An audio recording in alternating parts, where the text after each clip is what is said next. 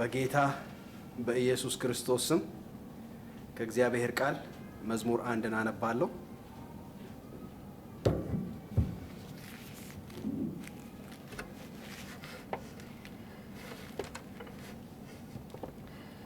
መዝሙረ ዳዊት ምዕራፍ 1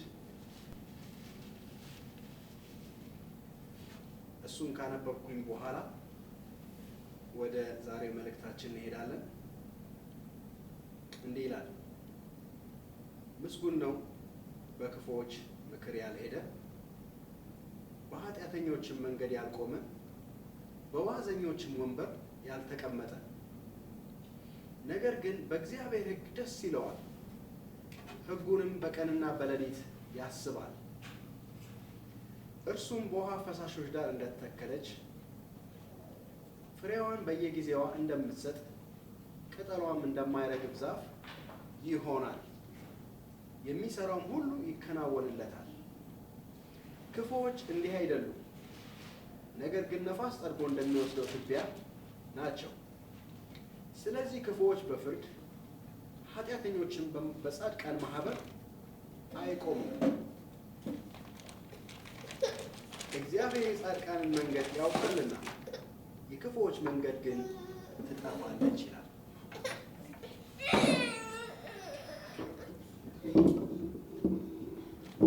ክብር ለእግዚአብሔር ይሁን።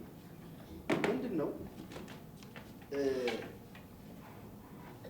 ባለፈው ሳምንት ብዙ አይተናል። ምንድን ነው ያየነው? ከቁጥር 1 እስከ ቁጥር 4 ከቁጥር 1 እስከ 3 ድረስ ያለውን አይተናል። በመጀመሪያው ሳምንት ምስጉን ወይም ብሩክ ወይም ብፁዕ የሆነው ሰው ማን ነው በሚል አይተን ነበር እና መጽሐፍ ቅዱስ ምስጉን ይሄ የሚለው የድሮ ትርጉም ነው።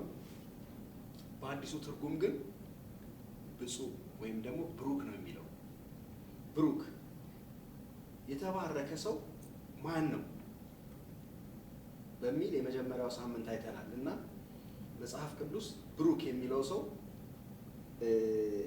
እንዳየነው በክፉዎች ምክር የማይሄድ፣ በኃጢአተኞች መንገድ የማይቆም፣ በዋዘኞች ወንበር ያልተቀመጠ እና ይሄንን ተርጉመን አይተኑ ነበር። ይሄ ምስጉን የሚለውን ብሩክ ነው ብለን ተነጋግረን ነበር። ይሄ የክፉዎች ምክር የሚባለው አንጋድሊ የተባሉ ወይም እግዚአብሔርን የማያውቁ እግዚአብሔር በሕይወታቸው የሌለ ሰዎች ወይም ደግሞ ከእግዚአብሔር ውጭ የሆነ ምክር ከእግዚአብሔር ቃል የሆነ ምክር የሚመክሩ ሰዎች በእነሱ ምክር ያልሄደ፣ አንጋድሊ በሆኑ ሰዎች ምክር ያልሄደ እና ሁለተኛ ደግሞ በኃጢአተኞችም መንገድ ያልቆመ፣ ሶስተኛ ደግሞ በዋዘኞች ወይም በአላጋጮች ወንበር ላይ ያልተቀመጠ ብለን ተርጉመን አይተኑ ነበር እና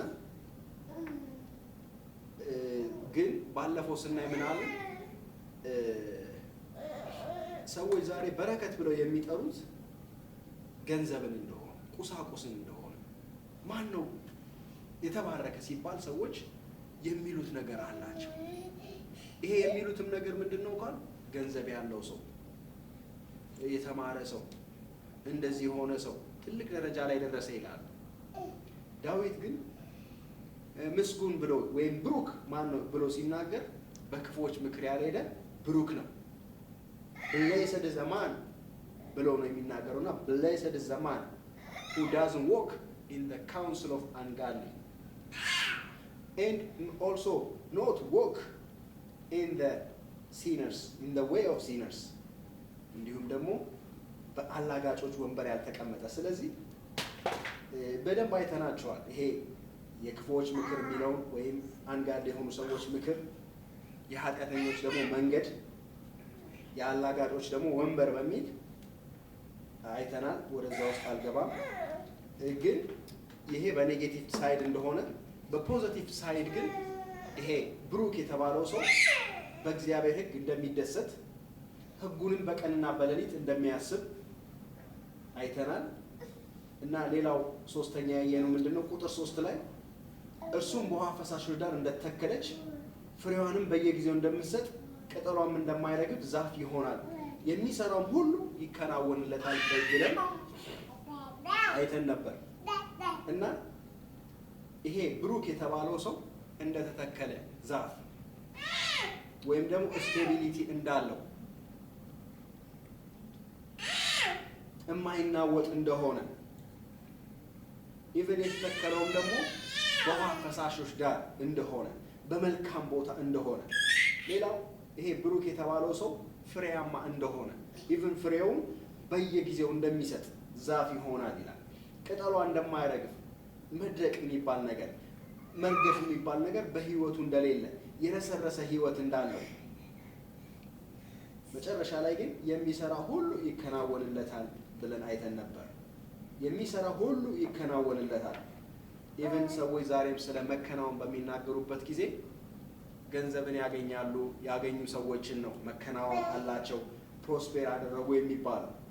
ግን መከናወን ማለት ምንድን ነው ካልኩኝ እንደ እግዚአብሔር ፍቃድ በምናደርገው ነገር ላይ ተከናውነናል ማለት ነው። የእግዚአብሔርን ፍቃድ የምናደርግ ከሆነ በእግዚአብሔር ሕግ ደስ የተሰኘን ሕጉን በቀንና በሌሊት የምናስብ ከሆነ የምናሰላስለው ለምንድን ነው ካልኩኝ ተግባራዊ ለማድረግ ነው፣ ለመታዘዝ ነው።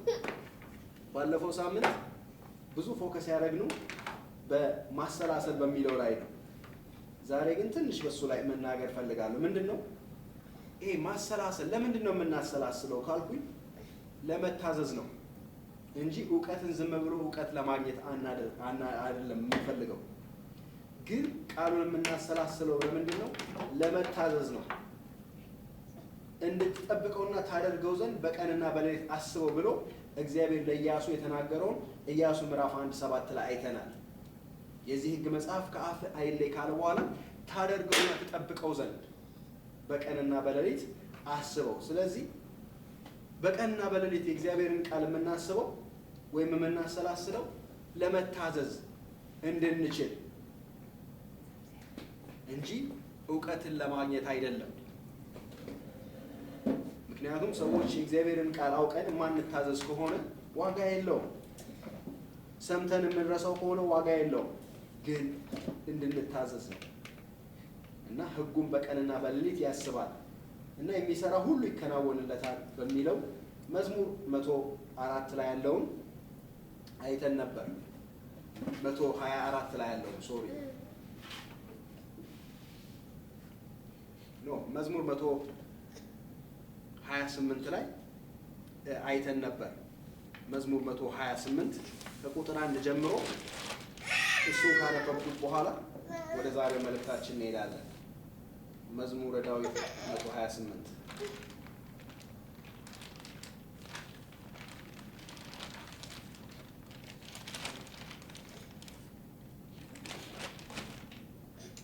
እግዚአብሔርን የሚፈሩት በመንገዱ የሚሄዱት ምስጉኖች ናቸው ወይም ብሩኮች ናቸው። እግዚአብሔርን የሚፈሩት ሁሉ በመንገዶቹም የሚሄዱ ምስጉኖች ናቸው። የድካምን ፍሬ ትመገባለህ፣ ምስጉንነህ መልካም ይሆንልሃል። ሚስትህ በቤት እልፍኝ ውስጥ እንደሚያፈራ ወይን ናት፣ ልጆች በማዕድ ዙሪያ እንደ ወይራ ቡቃያ ናቸው። እነሆ እግዚአብሔርን የሚፈራ ሰው እንዲህ ይባረካል። እግዚአብሔር ከጽዮን ይባርክህ፣ በሕይወት ዘመን ሁሉ የኢየሩሳሌምን መልካምነቷን ታያለህ፣ የልጆችህን ልጆች ታያለህ፣ በእስራኤልም ላይ ሰላም ይሁን እና ባለፈው ሳምንት በደንብ አይተነዋል። ስለዚህ የሚሰራ ሁሉ ይከናወንለታል በሚልበት ጊዜ ገንዘብ ላይ ፎከስ አሁንም ማድረግ የለብንም። የሚሰራ ሁሉ መከናወን ማለት ትዳር ቢይዝ ትዳሩ ይሳካል ማለት ነው። ልጆች ቢኖሩት ልጆቹ በቤት ውስጥ በማዕድ ዙሪያ እንደ ወይራ ቡቃያ ናቸው ብሎ ይናገራል። ሚስት ቢኖር ሚስት በእልፍኝ ውስጥ እንደሚያፈራ ወይን ነች ይላል። ሌላው ደግሞ የድካምህን ፍሬ ትመገባለህ። የሰራኸውን የድካምህን ውጤት ታገኛለህ። ዝም ብለህ አትደክምም እና ደግሞ ብሩክ ነህ፣ መልካምም ደግሞ ይሆንልሃል ይላል እና እግዚአብሔር ከጽዮን ይባርክህ ይላል። ከጽዮን ይባርክሃል ነው የሚለው። በሕይወት ዘመን ሁሉ የኢየሩሳሌምን መልካምነትን ታያለህ፣ ወይም ደግሞ በምድር በምትኖርበት ምድር የቤተ ክርስቲያንን መልካም ነገር ትመለከታለህ። ከዛም ደግሞ የልጆችህን ልጆች ታያለህ፣ በእስራኤልም ላይ ሰላም ሲሆን ደግሞ ትመለከታለህ ብሎ ይናገራል። ስለዚህ ይሄ በረከት የሚባለው በአንድ አቅጣጫ ብቻ ሳይሆን በሁሉ አቅጣጫ እንደሚሆን ለሚሰራ ሁሉ ይከናወንለታል ሲል ገንዘብን ሰርቶ ያመጣል፣ በዛም ሀብታም ይሆናል ብቻ አይደለም። እና ገንዘብ የበረከት አንዱ በጣም ጥቂት ፓርት እንጂ ህይወት ገንዘብ አይደለም። ጌታ ኢየሱስ ክርስቶስም ይሄንን አስተምሯል። ማቴዎስ ሉቃስ 12 ላይ ሄደን ብናይ የሰው ህይወት በገንዘቡ ብዛት አይደለምና ከመጎምጀት ተጠበቁ፣ ተጠንቀቁ ብሎ አስተምሯል። ስለዚህ ገንዘብ ላይ ፎከስ ማድረግ የለብንም። የእግዚአብሔርን ቃል ግን የምንፈራ የምናደርገው ነገር እንደ እግዚአብሔር ቃል ሲሆን በህይወታችን ላይ በረከት ይመጣል።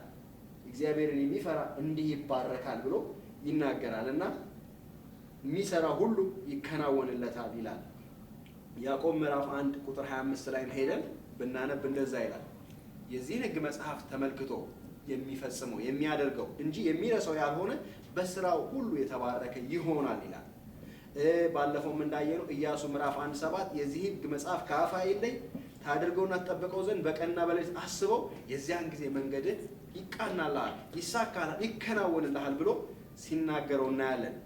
ስለዚህ ይሄ ብሩክ የተባለው ሰው የሚሰራ ሁሉ ይከናወንለታል በሚል ባለፈው ሳምንት ጨርሰን ነበር። ዛሬ ግን ወደ ምዕራፍ 1 ላይ እንሄዳለን። ከቁጥር 4 ጀምሮ ያለውን እናየዋለን። ከቁጥር 4 ላይ እንዲህ ይላል፣ ክፉዎች እንዲህ አይደሉም፣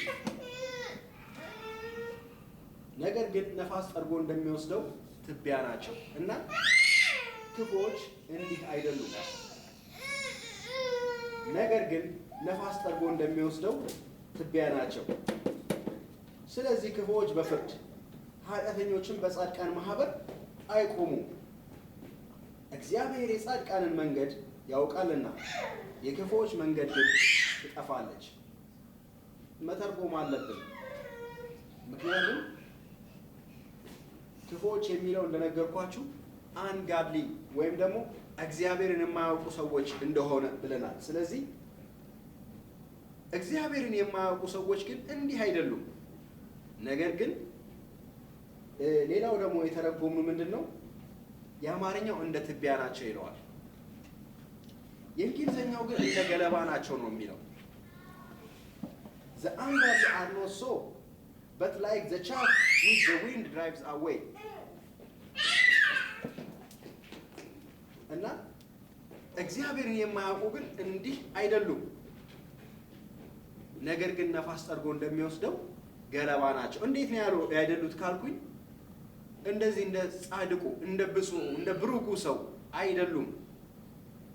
ይሄ ብሩኩ ሰው በውሃ ፈሳሽ ዳር እንደተተከለ ፍሬዋን በየጊዜው እንደምትሰጥ ቅጠሏም እንደማይረግፍ ዛፍ እንደሚሆን የሚሰራውም ሁሉ እንደሚከናወንለት ከተናገረ በኋላ ቁጥር 4 ላይ እግዚአብሔርን የማያውቁ ግን እንዲህ አይደሉም፣ ነገር ግን ነፋስ ጠርጎ እንደሚወስደው ገለባ ናቸው ይላል። ስለዚህ እግዚአብሔርን ማወቅ በጣም በረከት ነው እና እግዚአብሔርን የማያውቁ እንዲህ አይደሉም፣ ክፉዎች ግን እንዲህ አይደሉም ይላል የድሮ ትርጉም። አዲሱ ትርጉም እኔ የተረጎምኩት ግን እግዚአብሔርን የሚያውቁ እንዲህ አይደሉም፣ ነገር ግን ንፋስ ጠርጎ እንደሚወስደው ገለባ ናቸው። ትዝ ይላችሁ ከሆነ አብርሃም ማለት ነው ሰዎች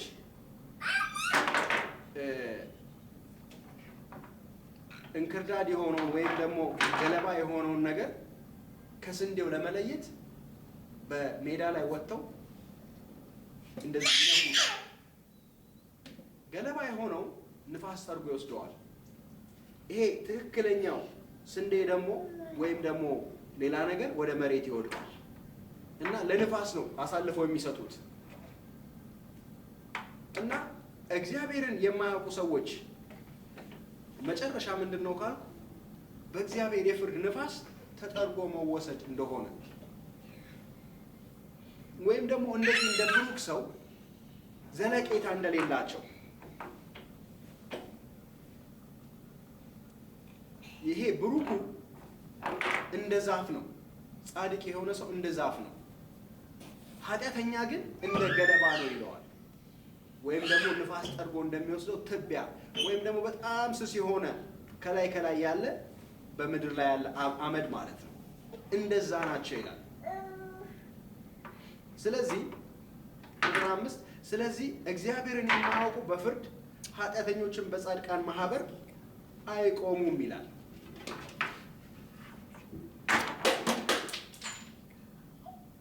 እና እግዚአብሔርን የማያውቁ ሰዎች ስር የላቸውም፣ በእግዚአብሔር ንፋስ ለመበተንም ተዘጋጅተዋል። ጻድቃን ግን እንደ ዛፍ ናቸው፣ ኃጥአን ግን እንደ ገለባ ናቸው። ጻድቃን መሰረት አላቸው፣ እንደ ዛፍ ናቸው። ኃጥአን ግን ወይም እግዚአብሔርን የማያውቁ ክፉዎች የሚላቸው ግን መሰረት የላቸውም፣ አቋም የላቸው፣ እውነት የላቸውም፣ ክብደትም የላቸውም። በትልቅ የጥፋት ሲቹዌሽን ላይ ያሉ ሰዎች ናቸው። እና ሙሉን ሀሳብ ካነበብኩት በኋላ የተረዳሁት ነገር ምንድን ነው ካል እግዚአብሔርን ማወቅ በረከት